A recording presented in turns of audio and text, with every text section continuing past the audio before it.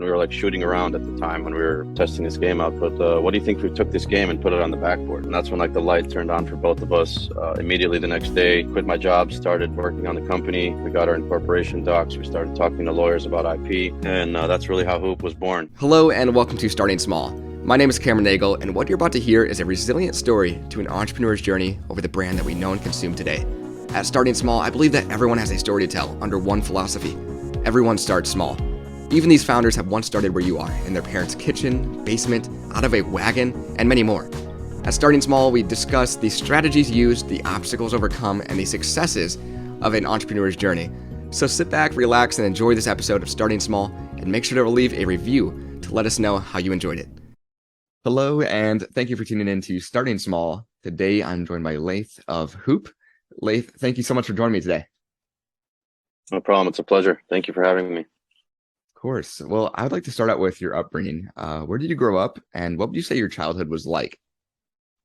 Well, I actually grew up between the United States and Jordan. I went to high school in Jordan and then later moved to college. So a lot of my life I was traveling all over the world. I got to experience multiple cultures, which really helped with my upbringing. Supportive parents. Played a lot of basketball in Jordan as well as in the States during my time at UWM. But overall, just having the experience of multiple cultures, I think really helped with my horizons and really everything all together. For sure. I'm curious of like your younger age. What did like athletics look like to you? Did your parents play? And where did this evolve, this love for and passion for basketball? And when did this start? Yeah, my mother actually played professional volleyball for the national team of Jordan. So I was always big into sports. My grandfather was actually a gym coach growing up.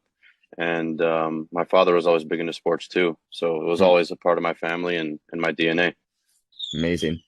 When you ended up going to college then, what did you study and what was your aspirations going into college? Was it fully basketball? Was it on scholarship? What did that look like? No, I wasn't on scholarship. I just went to school for business. Basketball is a big part of my life. My co-founder and I, Paul, we grew up together as well. Our fathers went to college way before back in the days, and we always stayed in touch by playing basketball together. We'd always play at the gym. We'd play full court games, and then shortly after that, when he went away for college, he was a year older than I. We would stay in touch by playing basketball on Snapchat.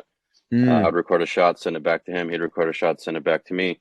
And that's kind of how, this whole thing started. Amazing.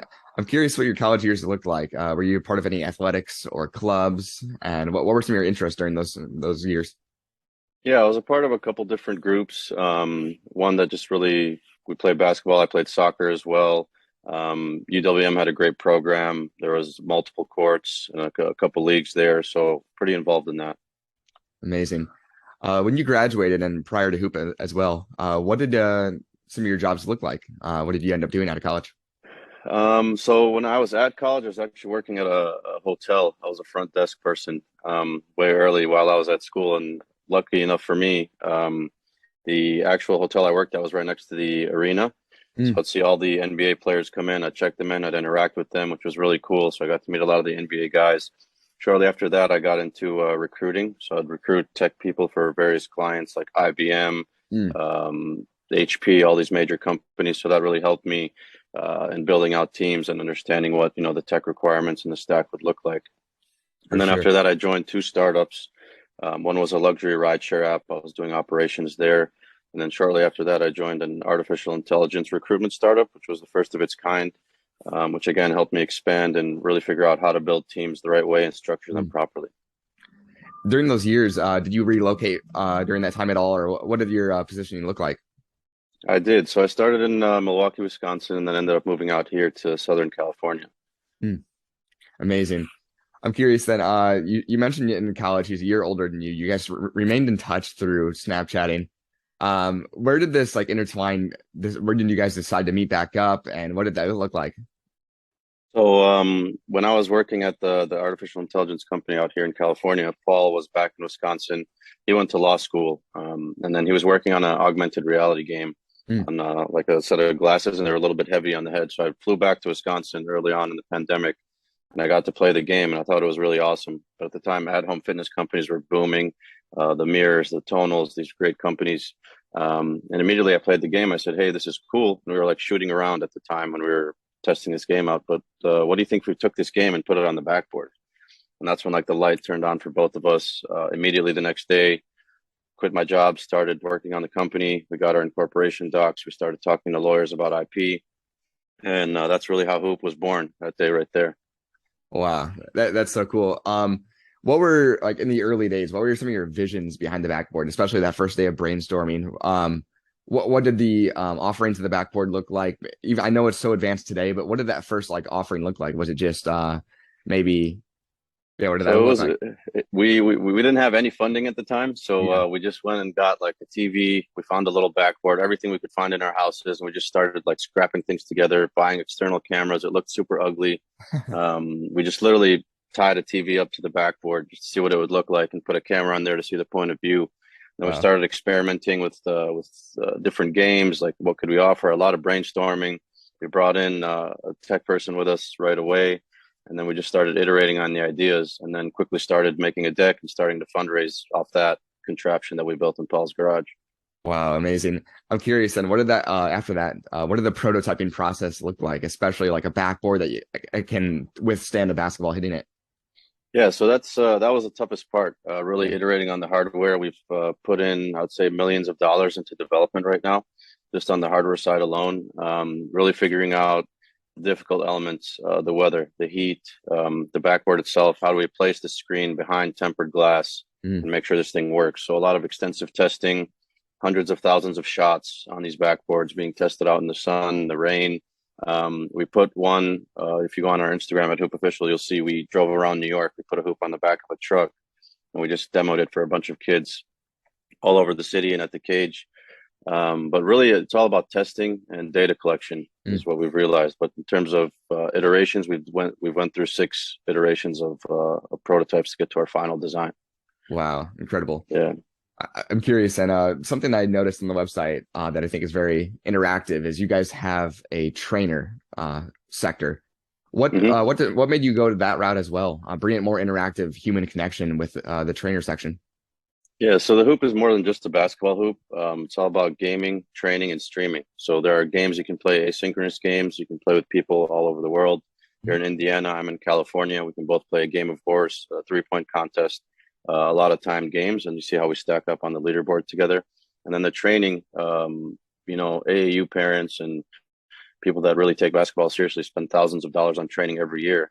We Mm. bring that right to your driveway. So you get access to great trainers, multiple drills. We're always adding new content, daily content, new training sessions on a Mm. daily basis to keep people engaged.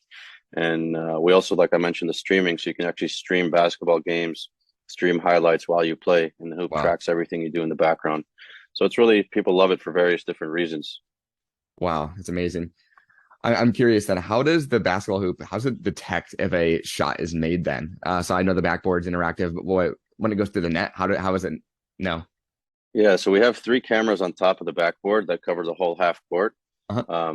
We don't have any sensors, anything like that. The actual cameras track if the ball made it in through the actual net. So with our great machine learning algorithms, all this great tech that we've developed, we're able to know where the player is on the court, and when the ball goes in through the net, we can even detect swishes Mm. versus non-swishes as well, and Wow. it'll even detect when it's an air ball as well as a miss. So Wow. the power of cameras is incredible. It's amazing. I'm curious then, especially in your early days, what does that demographic look like that you're targeting? Because I know it is a premium basketball hoop, but as you mentioned, the cost of a trainer could be expensive for a parent. Absolutely. So I mean, how are you pitching that? What's your stance? Yeah, we haven't really spent any money on marketing up till now. It's all been kind of organic growth. We've been getting posted on major basketball accounts all over, Instagram the last couple of weeks and even before that. I think the basketball community really loves what we're doing. We're building a product that's built for basketball players and basketball lovers. Mhm. We've had, anybody from kids all the way up to gyms, hotel franchisees, various people that have made orders and purchased these hoops. Wow, So it's really for anybody that loves basketball. amazing. I'm curious, what do you see in the pipeline for getting into maybe universities or maybe basketball programs, so it helps their athletes? Have you had that in the talks, or is that expansion? in the Yeah, vision? yeah, we've had youth development organizations reach out to us. We've had schools reach out to us as well. We are going to be in a couple of universities in the next year, so you'll see hoops all over the place, as well as in NBA training facilities. So it'll be Amazing. everywhere. That's awesome. Well, I like to conclude each episode with this. If you could share one piece of advice with an aspiring entrepreneur, maybe something you've learned or regret along the way, what would that be? Um, Definitely don't have any regrets. You learn as you go. Um, a lot of things you won't have the answers to right away, but you'll get those things figured out. Always ask questions from your advisors, your investors, anybody that can help. Mm, But ultimately, as cliche as it sounds, just don't give up. The highs are high and the lows are low, but you just have to keep going. And that's what I've learned as an entrepreneur over the last 3 years is just keep pushing, keep going, and you'll make it as long as you just keep going. for It's really what sure. it comes down to. Amazing. Well, Lay, thank you so much for joining me today. And to the listeners out there, make sure to check out Huupe at huupe.com.